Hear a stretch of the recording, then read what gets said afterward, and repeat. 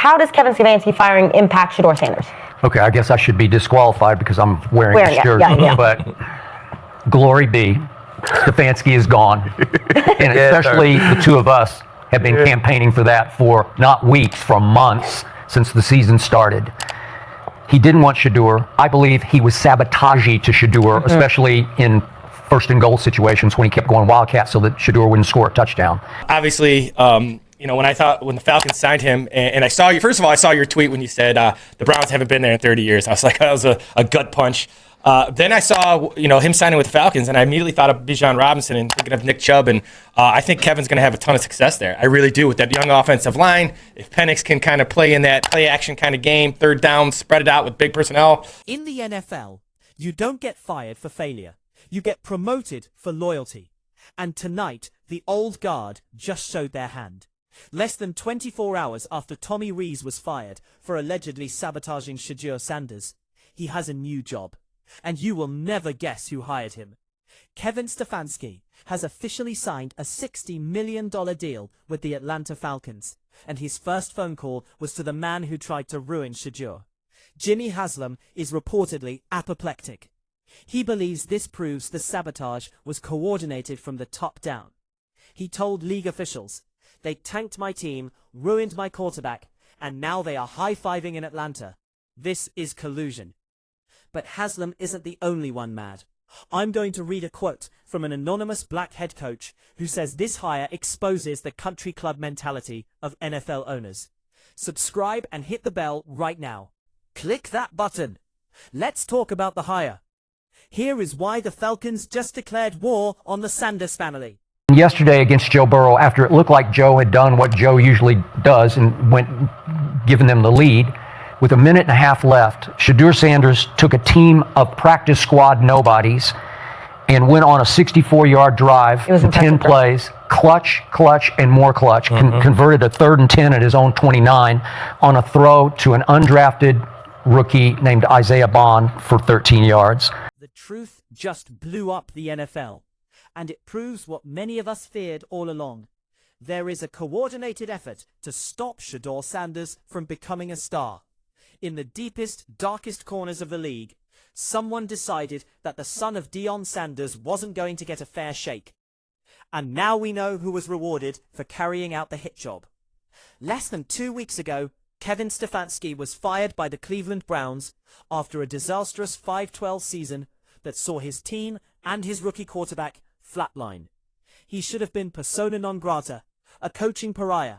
But what happened next is so utterly unbelievable, it should make every single fan's blood run cold. Stefanski didn't just get another job. He was awarded with a multi-million-dollar promotion, handed the reins to the Atlanta Falcons. The man who presided over one of the worst rookie QB development situations in modern history was courted like he was Bill Belichick. This isn't a coaching change. This is a coordinated message. This is a league-wide conspiracy. And the shocking truth is, Kevin Stefanski got his check for doing exactly what the old guard wanted, making sure Shedeur Sanders failed. The timeline of Stefanski's hiring by Atlanta is more proof than theory. Fired on January 5th, after a pitiful 5-12 finish, a record so bad it should have banished him to the college ranks for a decade. Stefanski immediately became the hottest name on the coaching carousel. The man couldn't win a game with a playoff-caliber roster, yet 7 different teams lined up for an interview. 7. 4 of those teams demanded he come back for a second interview. But last night, Kevin got a gig. Kevin Stefanski has found himself a job. Such a horrible, horrible coach. Nobody would want anything to do with him. Thank goodness gracious that the Browns sent him packing.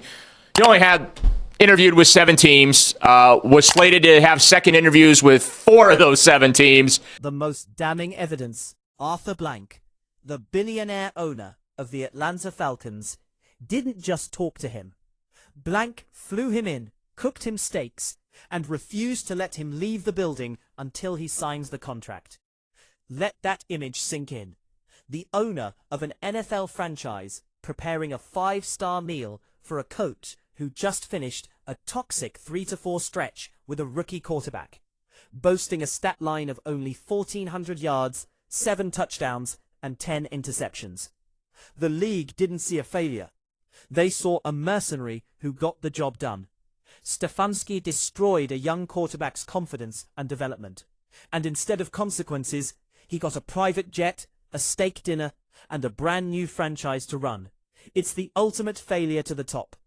The entire process was less of an interview and more of a full-blown coronation. A disturbing reward for a job well done. The question is, what was the job? And who ordered it? Look closer at Shedeur Sanders' rookie campaign, the supposed victim of this systemic sabotage. The signs were everywhere. A pattern of neglect and outright refusal to let him develop. Reports surfaced that Shedeur was denied the practice reps any rookie needs to succeed, instead being forced to learn on the fly during games. But the most glaring, unforgivable moment of all came in the clutch. There was the legendary drive against Joe Burrow's Bengals, where Shedeur, against all odds, led a team of relative nobodies down the field 64 yards for a late touchdown. He converted a crucial 3rd and 10, showing the exact poise and talent everyone knew he possessed. And what was Stefanski's response? On the critical 2-point conversion that could have tied the game and cemented Shedeur's legacy, he benched his rookie quarterback for a wildcat formation run by a running back, a play that ultimately failed and lost the game. It was a conscious decision to not let Shedeur Sanders finish the hero story. It wasn't about winning. It was about ensuring the narrative surrounding Shedeur remained one of uncertainty and failure. It was the moment everyone realized. This wasn't about bad coaching. It was about active suppression. The conspiracy thickens when you consider the terrifying new rumors out of Cleveland. Stefanski isn't just taking the Atlanta job. He's orchestrating an escape plan for his inner circle. Sources close to the situation are reporting that he's looking to raid the Browns staff, starting with offensive coordinator Tommy Rees, the same man complicit in the Wildcat play call and the rookie's stunted growth. Rees might be joining him in Atlanta, cementing the package deal. But the talk doesn't stop there. Whispers also suggest that defensive coordinator Jim Schwartz might follow suit. Let that shocking revelation sink in. The very coaches who created the toxic anti-Shedeur environment are now potentially leaving Cleveland together. A fully assembled unit to go build a better, cleaner, more successful future in Atlanta. They destroyed a young man's first year, got fired, and are now treating the entire ordeal like they got away with the perfect crime, taking their accomplices with them. They failed upwards, and the NFL is treating the Browns' loss as the Falcons' gain. Now, look at what Stefanski is walking into in Atlanta. It's a complete 180 from the chaos he left behind. The Falcons have a young, talented roster, including Bijan Robinson, Kyle Pitts, and Drake London. He gets a fresh slate, not with a 5th-round rookie he didn't want, but with a 1st-round QB in Michael Penix Jr. That's one theory, is you go ahead and promote Schwartz, and then you hire one of these young offensive coordinators that maybe don't have the authority where they currently are at to call plays and really put their stamp on things. Nate Shieldhouse, that would be a promotion for him. He's the pass game specialist with the Rams. You could bring him here and make him the offensive coordinator, and I don't know. Stefanski's established run-heavy play-action offense is a perfect fit for the weapons Atlanta has assembled. Here is the unjust twist. Unjust because it will infuriate every Shedeur supporter. I predict Stefanski will succeed wildly in Atlanta.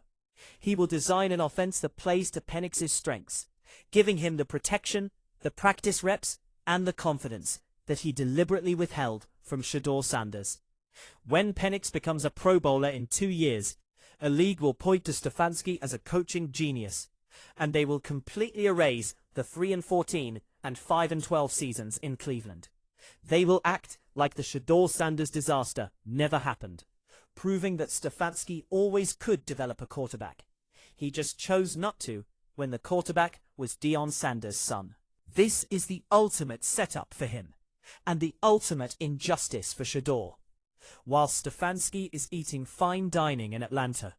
The Cleveland Browns are spiraling into chaos. They have 9 candidates still in the running for the head coaching job, 9 different philosophies, and a ticking clock on Shedeur's future. But the most terrifying rumor circling the locker room is the concept of a bridge head coach. Upstairs guys, the owner, want to find a coach to marry with Shedeur. That's going to help us in so many ways. We ain't going to have a chunk of our money on a quarterback. You know what I'm saying? And get some receivers. We can get some receivers. We can get a nice tackle. O-line. We can get something. The defense is good. Let the defense, hopefully the defensive coordinator don't go nowhere. Yeah. Keep that thing together. You got money to pour into that offense, man. You got a guy. So I feel like, man, you get him out the way. I feel like. Is whoever they hire just a temporary solution? A placeholder until a better candidate becomes available in a future cycle? If the Browns are secretly viewing their next head coach as nothing more than a temporary fix, then Shedeur Sanders is absolutely damn screwed. That means another year of an uncertain future, another new short-term system, and his crucial second-year development, the year that separates stars from busts, will be put on a disastrous hold. The organization will be prioritizing their long-term front office strategy over the life of a young player's career. This is the nightmare scenario designed to ensure that if Stefanski's sabotage failed, organizational incompetence would pick up the slack and finish the job. Amidst the chaos, there is one flicker of hope: the talk of promoting defensive coordinator Jim Schwartz. Now, history tells you this is a bad idea. Schwartz's previous stint in Detroit ended with a miserable 29-51 record, a track record that screams disaster in Cleveland. But here is the counter-argument that could save Shedeur's career. Schwartz is known as a player's coach, not because he's their friend, but because he maximizes their talent, which in turn maximizes their money-making ability. He got the absolute most out of guys like Denzel Ward and Devin Bush.